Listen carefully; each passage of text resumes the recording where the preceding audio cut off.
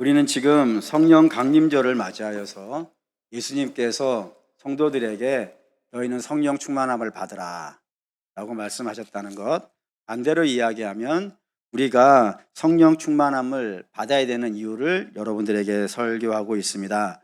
주께서 우리에게 성령 충만함을 받으라 명하시고 우리는 성령 충만함을 구해야 되는 이유는 성령 충만함이 우리에게 매우 큰 유익을 주기 때문에 그렇다는 겁니다.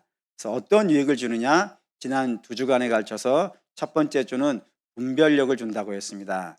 분별력은 죄가 무엇이고 의가 무엇이고 심판이 무엇인지 성령으로 말미암아 분별이 가능하고, 그 분별이 되어졌으니까 나와 내 사랑하는 가족과 내 사랑하는 이웃을 수렁에 빠뜨리지 않고 믿음의 길을 갈 수 있게 한다. 매우 큰 유익입니다. 두 번째는 자유라고 말씀을 드렸어요. 하나님 앞에 나가는 자유, 죄를 거절하고 의를 따라 살 수 있는 자유, 종교가 신앙이 짐이 아니고 기쁨이 되는 자유, 이런 것들은 사람이 노력으로 만들어낼 수 있는 것이 아니라 주의 성령이 우리에게 임하시면 나타나는 특징이라 말씀을 드렸습니다.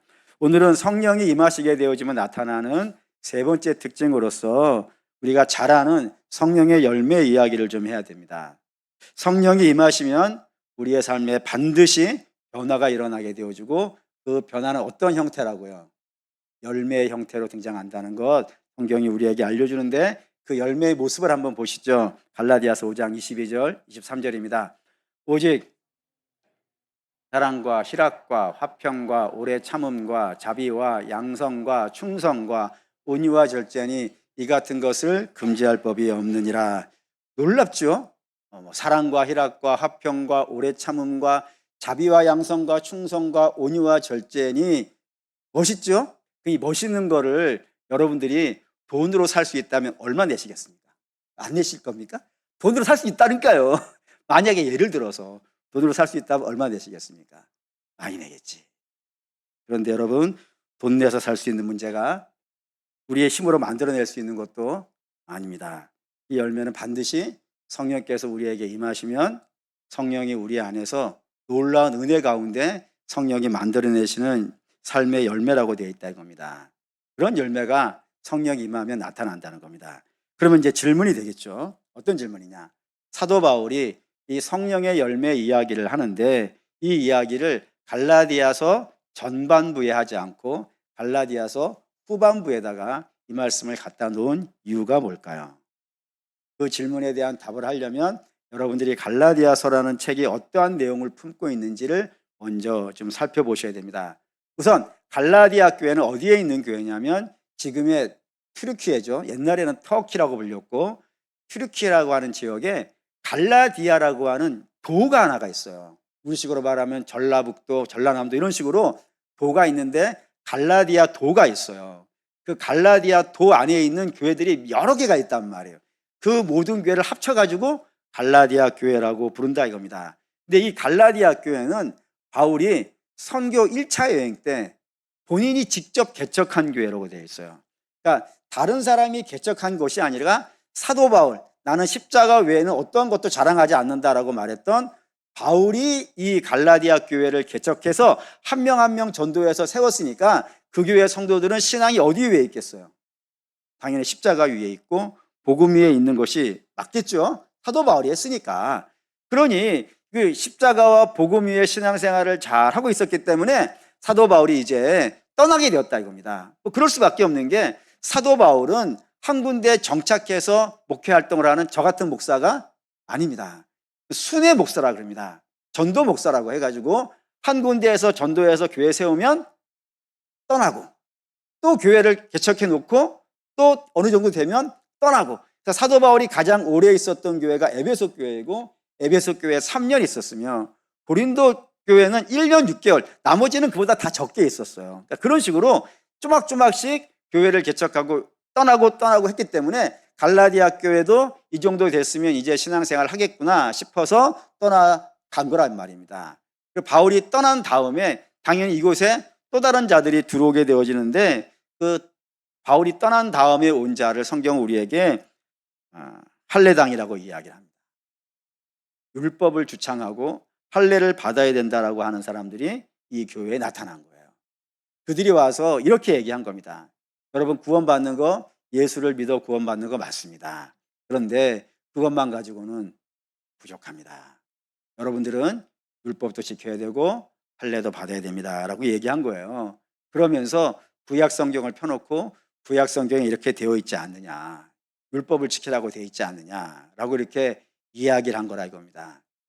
우리가 신앙이 충만하고 십자가의 도를 충분히 안다 그러면 그걸 대적할 수 있겠죠. 하지만 갈라디아 교회는 아무리 오래 있다 하더라도 사도 바울이 1년 이상 있지 않았던 교회란 말이에요. 그러니까 아직 믿음이 굉장히 연약한 자들이기 때문에 그들에게 맞서서 이야기할 수 있는 내용들이요, 딱히 없었어요. 뿐만 아니라 할례당의 모습을 보면은 자기들보다 더 멋있어 보이는 거예요. 예를 들어 볼게요. 집에 어떤 집에 저택에 5살짜리 어린 아들이 하나가 있고 50살짜리 훌륭한 종이 하나가 있어요. 그러면 누가 더 멋있을까요? 비유가 영 마음에 안 드십니까? 그러니까 5살짜리 애기가 있고 그 집의 이익이라고 하는 관점에서 봤을 때 5살짜리 아이가 있고 50살, 그러니까 오랫동안 집에서 훈련받고 일이란 일은 다 해봐서 경험이 충만한 50살짜리 종이 하나가 있어요. 그러면 누가 더 이득적으로 멋있겠어, 일하는 데 있어서? 당연히 종이 멋있지 않겠어요. 이 갈라디아 교인들이 보기에도 그 할례당이라고 하는 사람들이 굉장히 멋있었다니까요. 예를 들어 갈라디아 교회는 이제 겨우 신앙생활을 시작한, 복음을 이제 시작한 사람들이니까 예배를 어떻게 드려야 되는지, 찬양할 때 손을 들고 해야 되는지, 박수를 치면서 해야 되는지, 기도할 때 크게 소리 질러서 기도하는 것인지 묵상으로 기도하는 것인지 아직 자기의 것으로 정립된 것이 없었다 이겁니다. 그런데 할례당이라는 사람은 뭘 하자라고 하면 기가 막히게 하는 거예요. 예를 들어 모이자 그러면 일사불란하게 모이고, 그리고 기도하자 그러면 뭐 천둥 치는 소리로 기도를 하고, 또 뭐 하면 나 잘하는 거냐, 뭐든지 일이란 일은 너무 잘하는 거예요. 근데 이거 여러분 아시다시피 이단들도 그렇지 않아요. 예를 들어 우리 좀 정통 교단이라고 합시다. 예를 드는 거지. 예를 드는, 나한테는 이렇게 얘기하면 생각하지 마세요. 예를 드는 거예요. 예. 그 정통교회에 있는 성도들에게 뭐 하자 그러면요, 이렇게 해서 빼주고 저렇게 해서 빠지고 어떻게든지 안 하려 하잖아요. 여러분이 아니란 얘기예요. 이게 하려 하잖아요. 근데 이단에 있는 사람들은 헌금하자 그러면 어떻게 해요? 그리고 성경 공부하자 그러면요, 시험 본다 그러잖아요. 시험 봐서 꽈닥도 있어요, 여러분. 그런데도 열심히 가서 시험 봐요. 그리고 전도하자 그러면 길거리에 어마어마하게 나와서 해요. 다 보시는 거 아니에요, 길거리에서 우리가. 그래서 간혹 어떤 분들이 제게 이런 얘기를 해요. 이단에 있는 분들이 신앙생활을 더 열심히 하는 것 같다. 이렇게 신앙생활이 되겠는가? 나도 저렇게 하겠다 하면서 가버리는 분을 저는 개인적으로 알고 있습니다. 그러니까 갈라디아 교회가 딱 그런 모습인 거예요. 우리보다 저들이 낫네, 우리도 저래야 구원받는 것 아닌가 라는 생각들이 들어간다 이겁니다. 그래서 전부 다 할례당이 멋있어 보이니까 다 따라간 거예요. 그런데 여러분, 율법을 따라가니까 뭐를 놓치겠어요? 은혜를 놓치지. 구원은 은혜로 받는 것인데 행위로 받으려고 하는 일들이 발생이 된단 말입니다. 그것에 사도 바울이 반박하고 있는 책이 이 갈라디아서입니다. 3장 3절 한번 볼까요? 읽겠습니다. 너희가,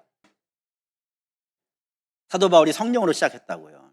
근데 저들의 신앙이 육체, 다시 옛날로 돌아가 버렸다. 믿음으로 시작했는데 행위로 돌아가 버렸다. 갈라디아 3장 11절 볼까요? 읽겠습니다. 또 하나님 앞에서 아무도 율법으로 말미암아 의롭게 되지 못할 것이 분명하니 이는 의인은 믿음으로 살리라 하였습니다. 예, 율법으로는 누구도 의롭게 되어질 수가 없다고요. 율법은 뭐니까? 죄를 알게 하는 것이지 의롭게 만들어주는 게 아니란 말입니다. 그런데 그렇게 보이는 거예요. 그래서 봉사를 많이 하고 전도를 많이 하면, 그렇게 많이 한 사람은 구원받은 사람이, 이런 식으로 나의 행위가 구원의 근거가 되어지는 일들이 있다 이겁니다. 근데 성경은 분명히 의인은 뭘로 산다고요? 믿음으로 산다고. 행위가 아니고 믿음으로 산다고요. 이런 말씀의 연장선상에 갈라디아서 5장 17절 이하에 나오는 성령의 이야기가 등장한다 이겁니다. 그래서 17절 볼까요? 읽겠습니다. 육체의 소욕은 성령을 거스리고 성령은 육체를 거스리나니 이 둘이 서로 대적함으로 너희가 원하는 것을 하지 못하게 하려 함이라. 육체의 소욕이 있고 우리가 잘 아는 성령의 열매가 있습니다. 먼저 육체의 소욕을 보셔야 되는데, 이 소욕이라고 하는 헬라어 단어가 에피투미아라고 하는 단어입니다. 이 단어를 이해할 때 제일 중요한 거는 이 단어만 봐서는 이 단어가 좋은 단어인지 안 좋은 단어인지를 모른다는 겁니다. 우리식으로 뜻으로 바꾼다면 이런 거예요. 열정, 그리고 갈망, 열망, 욕망, 이런 거예요. 저런 갈망, 열정, 욕망, 이런 단어가 나쁜 단어예요? 좋은 단어예요? 좋은 단어예요? 나쁜 단어예요? 모르겠죠. 예를 들게요. 공부에 대해서 열정을 내. 좋아요, 나빠요? 모두 엄마들은 다 그렇게 얘기해. 노름에 열정이 있어요. 좋아요, 안 좋아요? 안 좋지. 그러니까 열정이라는 단어만 가지고는 의미를 이해할 수가 없어요. 앞에 뭐가 붙어 있어야 돼. 근데 저 육체의 소욕은 뭐에 대해서 열망을 갖는 거예요? 육체에 대해서 열망을 갖는 거예요. 다시 말해서 우리가 믿음을 살아가는데 성령이 없이 자기의 힘과 자기의 욕망을 따라가는 상태, 그걸 육체의 소욕이라고 한단 말입니다. 그럼 어떤 일이 벌어질까요?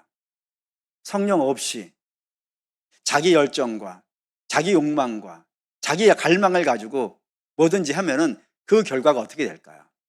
그 결과는 우리가 일반 역사를 봐도 다 나타나요. 예를 들어서 저는 개인적으로 조선이라는 사회를 굉장히 좋아합니다.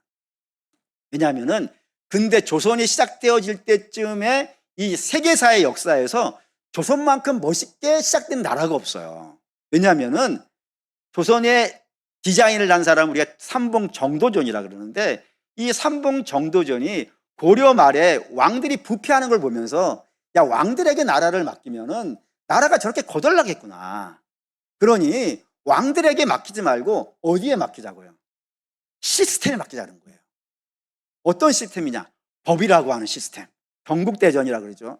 법에 안 맞으면 왕도 자르는 거예요. 그런 개념을 갖고 있어요.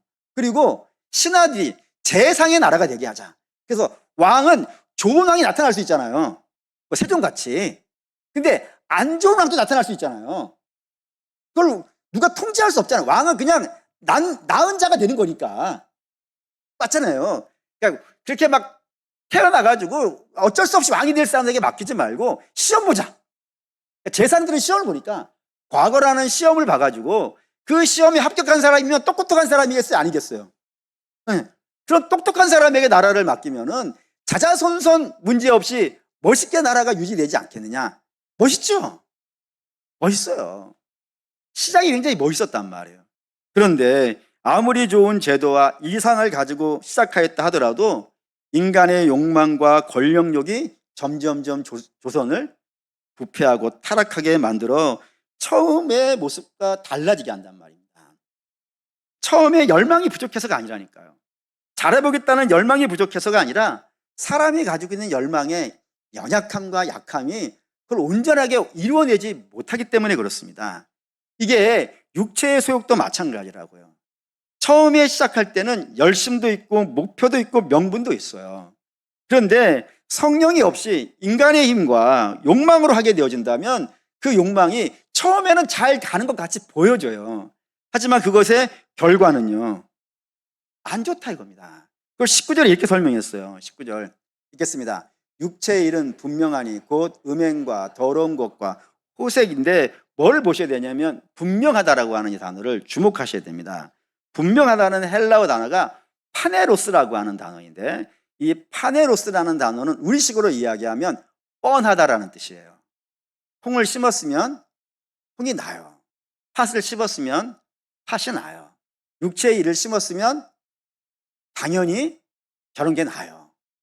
라고 뻔하다. 그러니까 너희가 예수 없이 성령 없이 무엇인가를 열심을 내려고, 육체의 소욕으로 열심을 내려고, 율법으로 뭔가를 열심히 해보려고 하면은 지금 당장은 좀 괜찮을지는 모르겠지만, 지금 당장은 너희들 볼 때 할례당이 멋있어 보일지는 모르지만 저들은 결국에 부패하고 타락할 수밖에 없는 연약한 죄인이다. 그러니 그렇게 갈 수밖에 없는 것에 왜 그렇게 열심을 내는가? 그렇게 하지 말고 너희는 성령의 열매에 주목하라 이겁니다. 그러면서 이 성령의 열매 이야기를 하는데 요한복음 15장 5절을 배경으로 갖고 있는 겁니다. 있죠?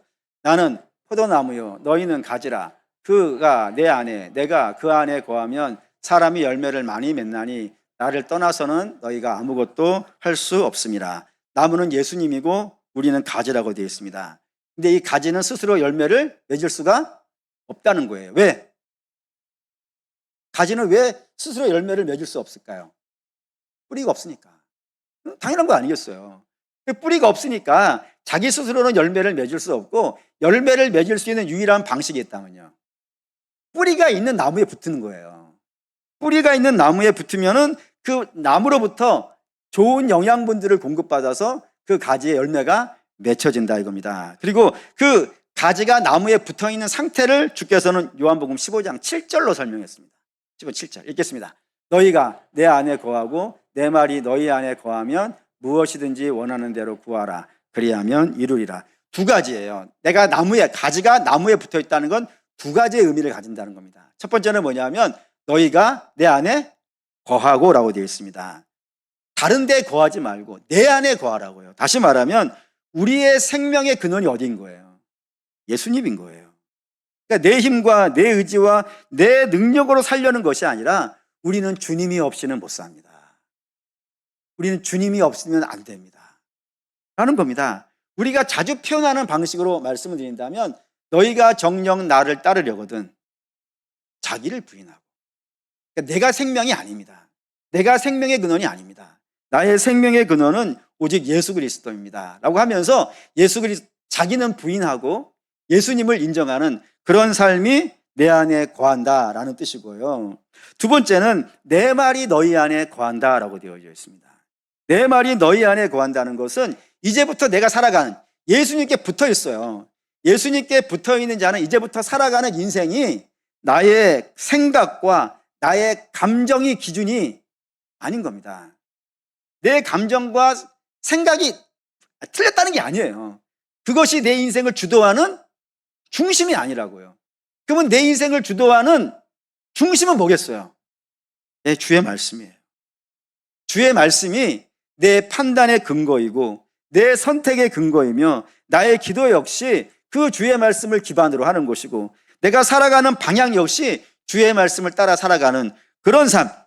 우리가 잘 아는 표현으로 말한다면 누구든지 나를 따르려거든 자기는 부인하고, 그게 내 안에 거하고, 그리고 내 말이 너희 안에 거한다는 것은 이제 자기에게 주어진 십자가를 주고 주님을 따라가는 것.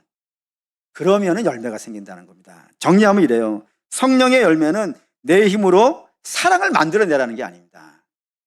사실 다음 주에 보겠지만 이 사랑이 우리가 사랑합시다라고 캠페인해가지고 할 수 있는 정도의 작은 사랑이 아닙니다.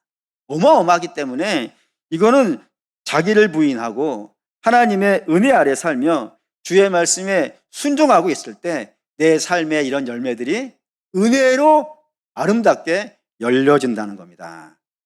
그렇게 성령이 역사하시는 거예요. 그런데 이런 성령의 열매를 여러분들이 기대하신다면 필히 조심하셔야 되는 게 하나가 있습니다. 그게 뭐냐면은 자기를 남하고 비교하면 안 됩니다. 갈라디아 교회의 실패가 여기 있는 거 아니겠어요? 갈라디아 교회는 분명히 뭘로 시작했다고요? 복음으로 시작했어요. 근데 아직 작아요. 그런데 율법을 지고 온 자들은 그 몸에 훈련이 되어져 있는 게 있어가지고 멋있어 보이니까 우리도 저렇게 돼야 되는 것 아닌가 하면서 저들을 부러워하다가 쫓아가다가 망했다는 거 아니겠어요? 그러니까 사도 바울은 그건 미련한 거라 이겁니다. 너희는 저 육체의 열매를 가지고 있는 자들을 부러워하거나 따라가지 말라. 왜냐하면 저들의 결국은 뭐니까? 사망이니까. 그리로 따라가지 말고 너희가 분명히 따라가야 되는 건 믿음이라 그런다 이겁니다. 그러면서 믿음의 열매를 이야기하는데 이 열매라고 단어를 썼다는 여러분 이걸 주목하셔야 돼요. 왜냐하면 열매가 가지고 있는 중요한 특징이 있어서 그렇습니다. 열매가 가지고 있는 제일 중요한 특징은 뭘까요? 이렇게 얘기할 수 있어요. 맛있다. 열매가 맛있어요. 열매지 그게 맛없으면 먹겠습니까? 네, 할렐루야. 네, 맛있다고 중요해요. 그런데 열매가 가지고 있는 중요한 특징은 맛있다는 것보다 더 중요한 게 있습니다. 이게 뭐냐면 잘한다 이겁니다. 잘한다가 아니고 잘한다고 크기가. 왜냐하면 이 세상의 모든 열매는 다 처음에 뭘로 시작해요? 풋으로 시작해요. 풋이 아닌 게 없어요. 풋사과 뭐 이런 거 있잖아요. 다 이렇게 탱자같이 조그마한, 먹을 수도 없고 팔 수도 없고 아름답지도 않은 그런 풋의 모습을 갖고 있어요. 근데 그 풋의 열매들이 영양분을 공급받는 거 아니겠습니까? 영양분을 공급받으면서 점점점 자라가서 아름다운 열매가 되는 것 아니겠어요? 그러니까 성령의 열매도 열매라고 하고 있는 이유는 성도들도 대부분 다 시작할 때 신앙은요, 다 미숙한 부분으로 취한다 한단 말입니다. 근데 그게 잘한다 이거예요. 그래서 이 잘하는 걸 여러분에게 설명하기 위해서 종종 제가 여러분에게 저를 좀 팔았었는데, 오늘도 한번 좀 더 팔아봅시다. 뭐 들은 분도 계시겠지만 안 들은 분도 계시고, 또 이런 이야기는 좀 이렇게 많이 해도 괜찮을 것 같아서 한번 더 해볼게요. 제가 교육전도사를 한신교회에서 대학교 4학년 때 시작했어요. 그때 한신교회는 그 교육전도사님이 새벽 4시 새벽 설교를 해요. 그래서 여러 명이 있기 때문에 맡아서 하루씩 맡아가지고 해요. 제가 수요일날 아침을 맡았어요.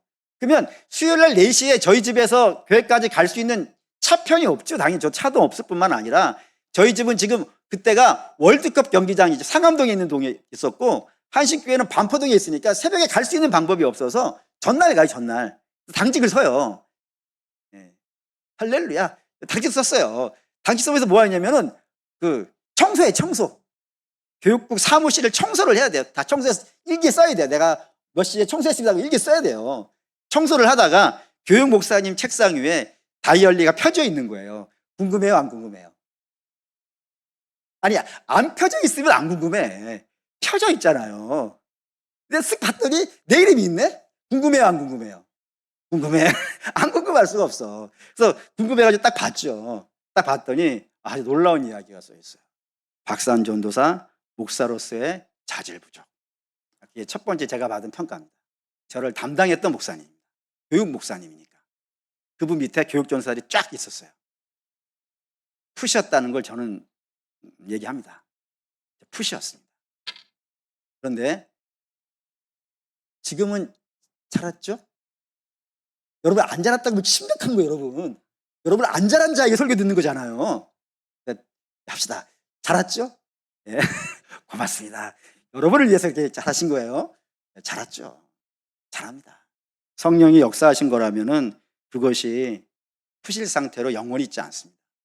부패하지 않습니다. 잘합니다. 아름답게 잘합니다.